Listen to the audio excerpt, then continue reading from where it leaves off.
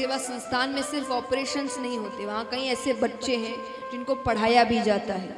जब तक ऑपरेशन का समय गुजर रहा है काम सिखाए जाते हैं, सिलाई का काम सिखाया जाता है, कंप्यूटर का काम सिखाया जाता है, मोबाइल रिपेयरिंग का काम सिखाया जाता है। क्यों? कि जब व्यक्ति वहां से निकले तो वो कमाने लायक हो, कुछ ना कुछ काम कर सके, क्योंकि ऑपरेशन में भी तो समय लगता है उसको, वो तब तक खाली थोड़ी बैठेगा, तो उसको काम सिखाया जाता है, बच्चों को पढ़ाया जाता है।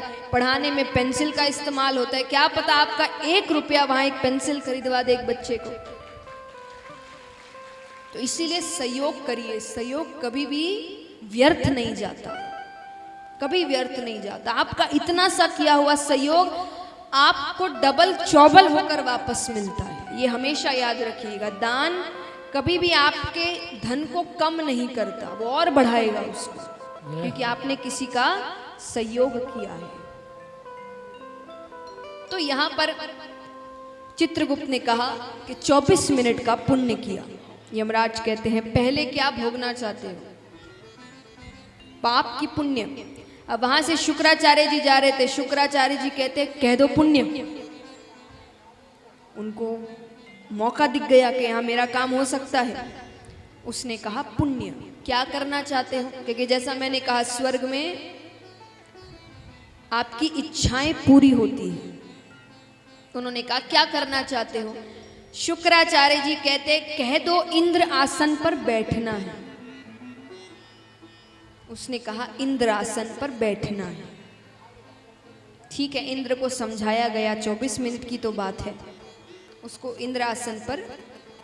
अब वो जब बैठने वाला था उससे पहले शुक्राचार्य जी ने उसके कान में कुछ कहा। उसने कहा ठीक है मैं बिल्कुल वैसा ही करूंगा।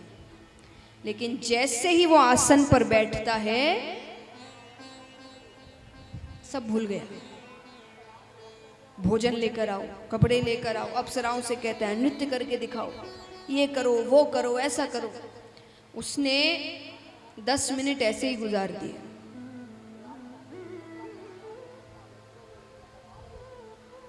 अब यहां पर शुक्राचार्य जी सोचे क्या करने को भेजा था, ये क्या कर रहा है।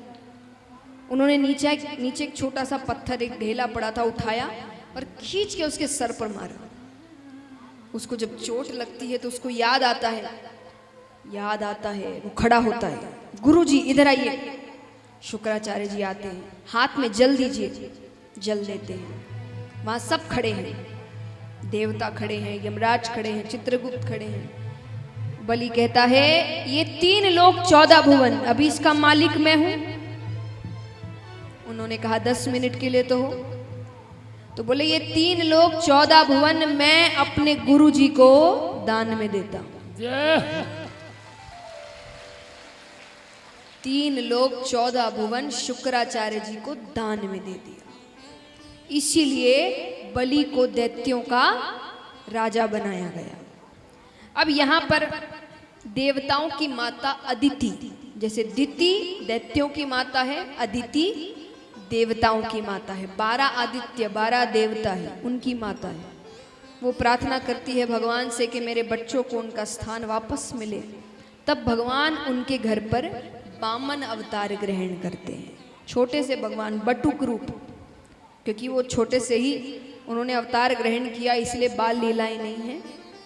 तो बटुक रूप भगवान का, हाथ में भिक्षा पात्र है। अवतार ग्रहण करके सीधा राजा बलि के पास जा रहे हैं। राजा बलि यहाँ पर एक यज्ञ करने जा रहे हैं। यज्ञ से पहले थोड़ा दान भी करते हैं। भगवान को आने में थोड़ी देर हो गई तो वो दान कर चुका था, करके यज्ञ पर बैठ चुका था। अब भगवान को उसको फिर से बुलाना है कि वो बाहर आए और दान करे।